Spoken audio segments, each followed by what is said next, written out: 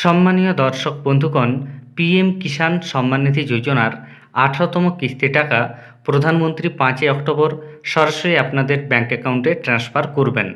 আজকের এই ভিডিওতে আমি দেখাবো ডিবিটির মাধ্যমে প্রধানমন্ত্রী যে টাকাটি ট্রান্সফার করবেন সেই টাকাটি আপনার অ্যাকাউন্টে ক্রেডিট হবে কিনা একেবারে লাইভ প্রুফ সহ আপনাদের আমি দেখাবো। এর আগে আমি আপনাদের দেখিয়েছিলাম পিএম কিষাণ সম্মান নিধি যোজনার অফিসিয়াল ওয়েবসাইট থেকে আপনারা কিভাবে স্ট্যাটাস চেক করবেন। এই মুহূর্তে অনেকের স্ট্যাটাস চেক করা যাচ্ছেই না, আবার স্ট্যাটাস চেক করা গেলেও বোঝা যাচ্ছে না ডিবিটির মাধ্যমে যে টাকাটি ট্রান্সফার করা হবে সেটি আপনার অ্যাকাউন্টে ক্রেডিট হবে কিনা। তবে আমি আপনাদের সম্পূর্ণভাবে দেখাচ্ছি আপনারা কিভাবে বুঝবেন আপনার অ্যাকাউন্টে টাকা ক্রেডিট হবে কি হবে না। এর জন্য আপনারা যে কোনো ব্রাউজার ওপেন করে গুগলে চলে আসবেন। গুগলে PFMS লিখে সার্চ করবেন। সার্চ করার সঙ্গে সঙ্গে আপনাদের সামনে যে পেজটি ওপেন হবে সেখানে প্রথমেই একটি অপশান পাবেন pfms.nic.in, তার উপর আপনারা ক্লিক করবেন। এখানে ক্লিক করার সঙ্গে সঙ্গে আপনাদের সামনে পরবর্তী পেজটি খুলে যাবে। পরবর্তী পেজটি খুলে যাওয়ার পর আপনারা দেখবেন ডান পাশে 3 ডট রয়েছে, এই 3 ডটে ক্লিক করবেন। 3 ডটে ক্লিক করার সঙ্গে সঙ্গে বাঁ পাশে একটা ড্যাশবোর্ড ওপেন হবে এবং এই ড্যাশবোর্ডে আপনারা দেখতে পাবেন পেমেন্ট স্ট্যাটাস বলে একটা অপশান রয়েছে, তার উপর আপনারা ক্লিক করবেন।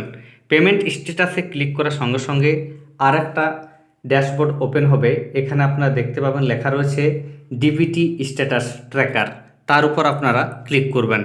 ডিবিটি স্ট্যাটাস ট্র্যাকারে ক্লিক করার সঙ্গে সঙ্গে আপনাদের সামনে এরকম একটা অপশান চলে আসবে। এখানে দেখুন লেখা রয়েছে প্রথমে ক্যাটাগরি।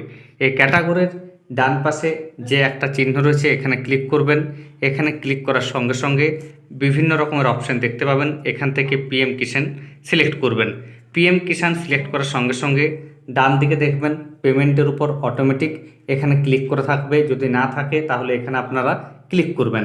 এরপর আপনাদের এখানে লিখতে হবে অ্যাপ্লিকেশান আইডি, অর্থাৎ পিএম কিষাণে যে রেজিস্ট্রেশন নাম্বার আপনার কাছে রয়েছে সেই রেজিস্ট্রেশন নাম্বার এখানে আপনারা ফিল করবেন। রেজিস্ট্রেশন নাম্বার ফিল করার পর এখানে এই যে ক্যাপচাটি রয়েছে সেটি দেখে দেখে এখানে আপনারা ফিল করবেন। এই দুটোই ফিল করা হয়ে গেলে আপনারা সার্চে ক্লিক করবেন। এখন আমি একজন কৃষকের স্ট্যাটাস ওপেন করেছি। এখান থেকে আপনারা নিজেদের অ্যাপ্লিকেশন আইডি দেখতে পারবেন, কৃষকের নাম দেখতে পারবেন, বেনিফিশিয়ারি কোড দেখতে পারবেন, এজেন্সি কোড দেখতে পারবেন। এছাড়া আপনি কততম ইনস্টলমেন্টের টাকা পাচ্ছেন সেটি এখানে লেখা থাকবে। অনেক সময় লেখা থাকে না বা ভুল ইনস্টলমেন্ট লেখা থাকতে পারে, অর্থাৎ ধরুন এই কৃষক যেমন 10তম কিস্তির টাকা পাচ্ছে অথচ এখানে 1 লেখা রয়েছে, এটা এখানে কোনো ম্যাটার নয়। এরপর আপনারা মিলিয়ে নেবেন আপনার আধার নাম্বার শেষ 4টি ডিজিট ঠিক রয়েছে কিনা। এরপর অ্যাকাউন্ট নাম্বার ফাঁকা থাকবে, ব্যাঙ্ক নেম ফাঁকা থাকবে, IFSC কোড ফাঁকা থাকবে। আপনাকে কত টাকা পাঠানো হচ্ছে সেটা চলে এসছে, দেখুন এখানে 2000 টাকা পাঠানো হচ্ছে। এছাড়া পিএম কিষাণের তরফ থেকে আপনার ব্যাংককে একটা রিকোয়েস্ট পাঠানো হয়, আপনাকে যে টাকা দেওয়া হবে আপনার সমস্ত কিছু ঠিক রয়েছে কিনা সেই সংক্রান্ত ডিটেলস চেয়ে নেওয়া হয়। সেই রিকোয়েস্টটি পাঠানো হয়েছিল 24 সেপ্টেম্বর 7:55 এবং ব্যাংকের তরফ থেকে জানিয়ে দেওয়া হয় আপনার সমস্ত ঠিক রয়েছে। তার জন্যই দেখুন এখানে ভ্যালিডেশন স্ট্যাটাস বলে একটা অপশান আছে, এখানে ভ্যালিডেট চলে এসছে। যাদের ভ্যালিডেট রয়েছে তারা প্রত্যেকে টাকা পাবেন। এছাড়া ফান্ড স্ট্যাটাস, যেহেতু আপনার সমস্ত কিছু ঠিক রয়েছে তাই এখানে দেখুন অ্যাপ্রুভ চলে এসছে।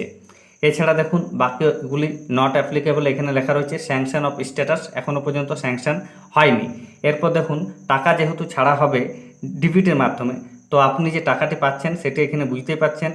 এছাড়া দেখুন ফাইল স্ট্যাটাস ব্যাংক রিসিভ লেখা রয়েছে। 24 সেপ্টেম্বর যে ফাইলটি পাঠানো হয়েছিল পিএম কিষাণের তরফ থেকে সেটি ব্যাংক অ্যাকসেপ্ট করেছে এবং আপনি অবশ্যই টাকা পাবেন। এছাড়া দেখুন ক্রেডিট স্ট্যাটাসের ঘরটিতে লেখা রয়েছে পেমেন্ট পেন্ডিং অ্যাট ব্যাংক, যেহেতু এখনও টাকা ঢোকেনি তাই এটি পেন্ডিং রয়েছে। যখনই ডিবিটির মাধ্যমে টাকা ছাড়বে আপনি টাকাটি পেয়ে যাবেন।